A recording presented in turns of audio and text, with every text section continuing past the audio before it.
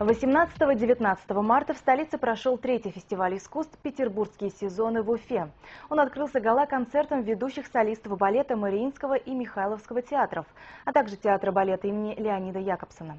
О празднике балетного искусства в Башкирском театре оперы и балета в рамках Нуреевских дней расскажет моя коллега Айгуль Усманова.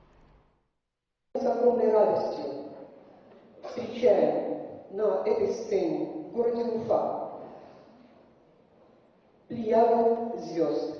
Фрагменты любимых балетных спектаклей «Падеде» из «Щелкунчика» и «Корсара», а даже из «Лебединого озера» и «Шахерезады» Анна Каренина.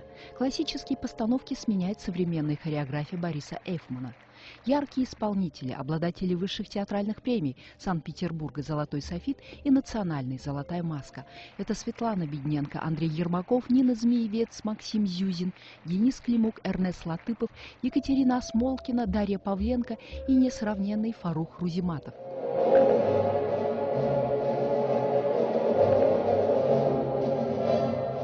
Очередные петербургские сезоны в Уфе традиционно дарят башкирской публике праздник балетного искусства. Вы помните, что у нас первые сезоны были тоже гала-концерт?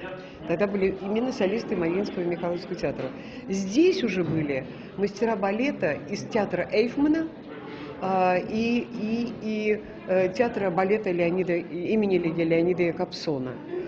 И это добавило такие краски, такую экспрессию в этот гала-концерт, что просто я не могла оторваться. В рамках петербургских сезонов в театре оперы и балета прима-балерина Мариинского театра Дарья Павленко провела мастер-класс для артистов балетной труппы. Графика Санкт-Петербурга 20-го, начала 21 века из выставочного проекта «Дары».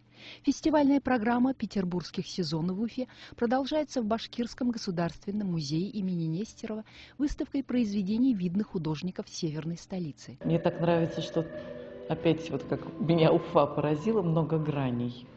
То есть с разных ракурсов, с разных мест изображен наш город прекрасный, хотя я не петербурженка по рождению, я москвичка.